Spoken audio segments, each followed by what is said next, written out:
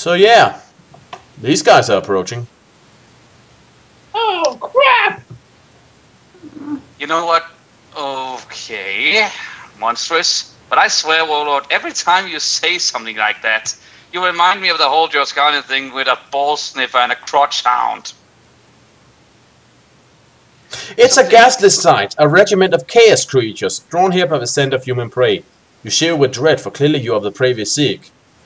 Do you wish to evade these approaching chaos creatures by descending the steps inside the sunken stone building, or do you choose to stand and fight the advancing horde? I say get the fuck out of there as soon as possible. Yeah, let's do that. Yeah, there's too many of them! With the hideous gibbering shrieks of the chaos creatures echoing in your ears, you hurry down the slime-smeared steps into the claustrophobic depths of this sunken building. At first, the alien cries of your pursuers sound hungry and frantic, like those of a ravenous pack of starving wolves, but suddenly realize that they are not cries of hunger at all. They are howls of glee. The chaos creatures are enjoying the sight of you rushing headlong to your doom.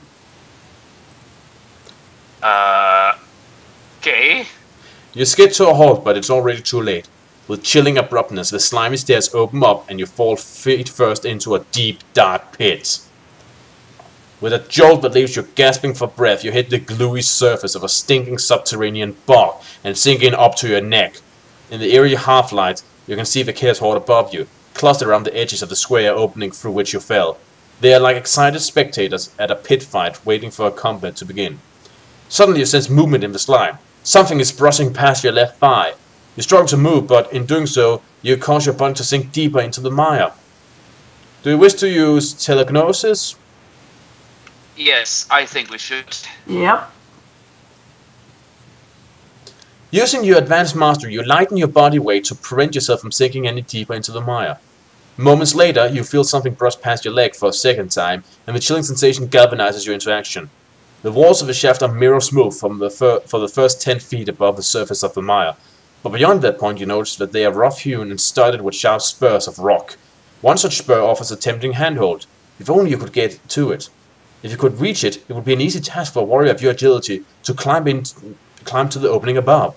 Do you wish to use your rope? Yeah. Well, what say you guys? Yes! With difficulty, you retrieve your rope from your backpack and hurriedly make a lasso.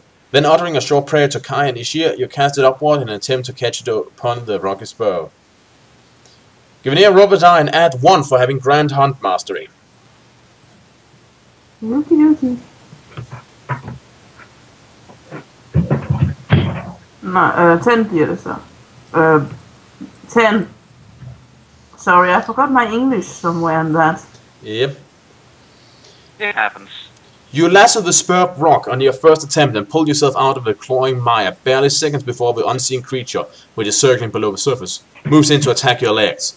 On reaching the spur, you retrieve your rope and set out to climb the wall of the shaft. Above, the snickering horde of chaos creatures watch you ascend with eager anticipation. When you're within a few feet of the top, you unsheath your weapon and get ready to fight your way out of the shaft one-handedly. No, I'll just let that stand there. And you are now fighting. You're now fighting the Chaos Horde, and because you are Sun Lord, you do not lose 4 combat skill due to fighting in such a disadvantaged position. So yeah, they are completely vulnerable to all your tricks and such. So yeah, you get 55 combat skill for this, as far as I can understood. So yeah, roll a die, or whatever you want to do. Let's start with a normal attack and see how many we can kill with it. 60. Right. 6. Yep. Alright.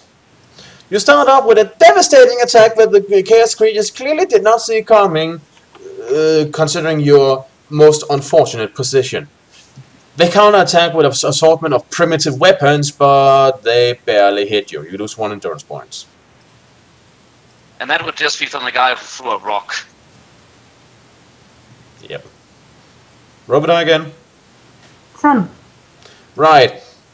You let yourself fall a bit, use the rope, and no, not use the rope, you don't use the rope here. And then using your arm like an elastic band, you fling yourself up with entire speed, and as you launch yourself up the opening, you swing your mighty sword around, and when you land, you dramatically put your sword back in the scabbard, and the creatures behind you fall over, cloven in half. Like a fucking samurai. You won. Please.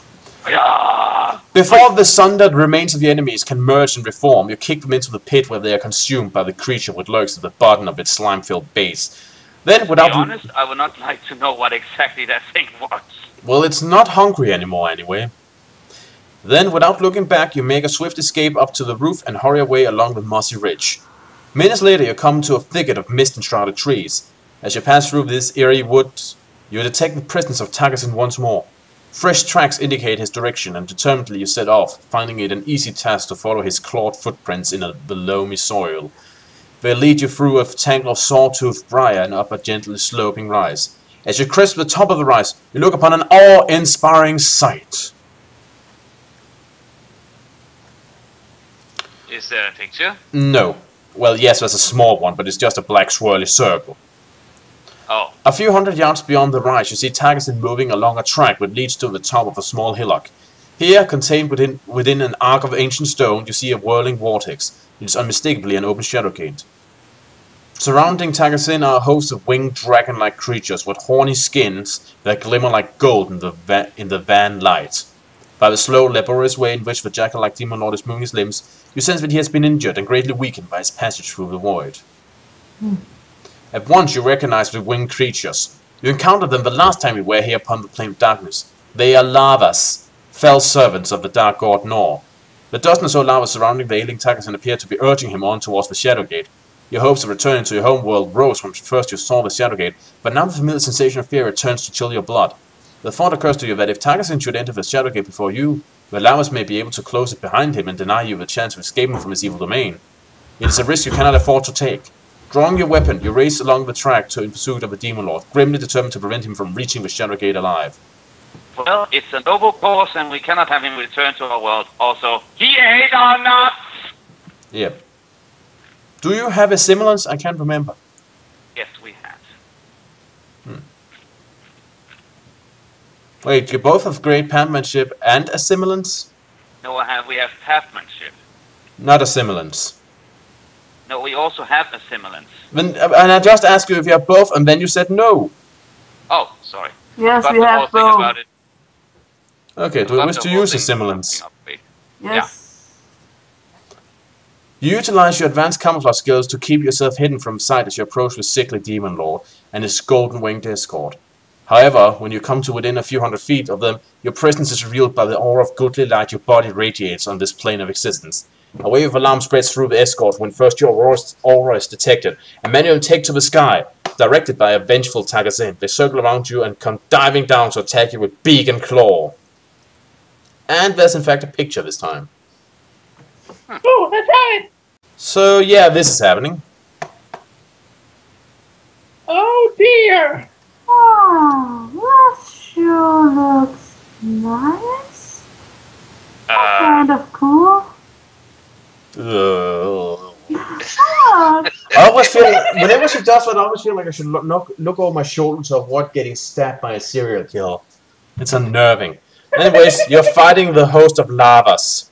oh, if Warlord wanna make his Okay, that's it. You recovered plenty of health points at this point. All of you, your balls are back! Woo!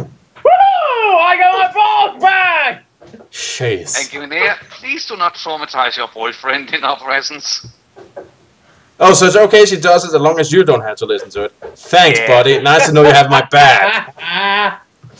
You also always have my back. Well, okay, but the creatures here are kind of cool. Yep. They And actually are. you're finding them. Yeah. Well, think of it like this. The rarer they are, and the fewer numbers, the more priceless it will be as circus animals. So yeah, roll the die.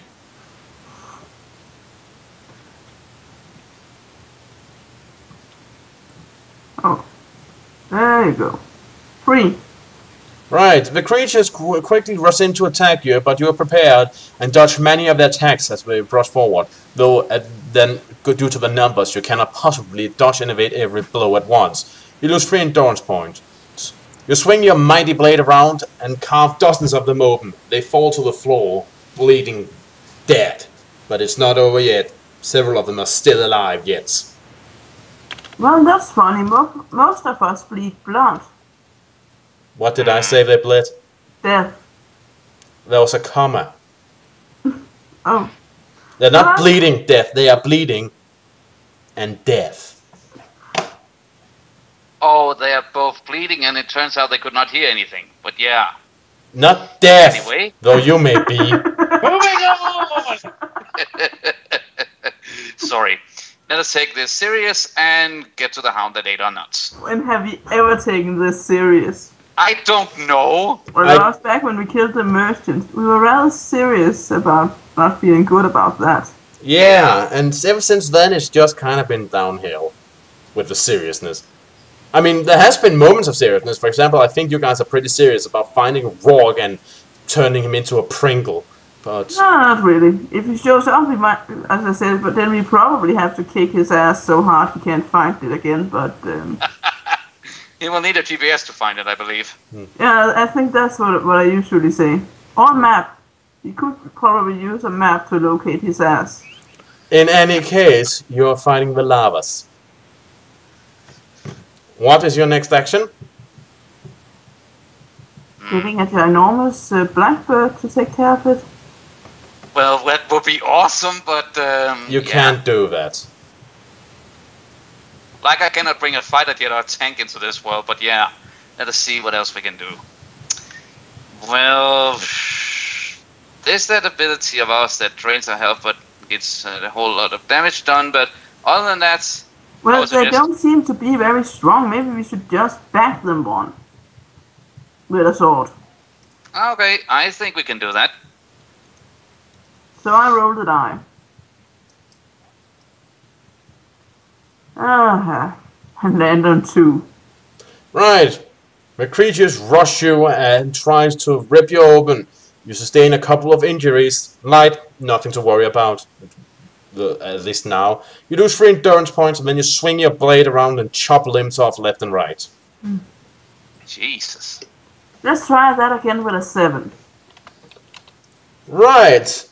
In that case, it's a bit more of a success. As you roll around and the numbers fall, they have less and less an ability to attack you from behind or from the side, and more of an ability to get completely obliterated. Dozens of them fall as you turn them into bloody clumps of meat. I almost feel pity for them.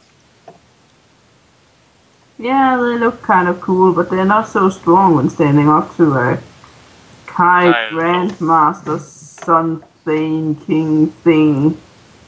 Yeah, it gets Esquire. a little confusing with the rings. What? What? Esquire. Oh yeah, that's that, what is it, English title? Yeah. Mrs. Junior, by the way. Oh. What F show? Moving on. Okay. Rolling. 4. Right. One of them actually managed to scratch you from behind as you enjoy the sight of your fallen enemies. Then you chase 5 of them screaming across temple grounds and chop them into No, not sushi, they're not fish. Mincemeat. Pate. Mincemeat. I'll go with mincemeat. You lose 2 endurance points. Well, then we can make it a meat pie. Roll a die.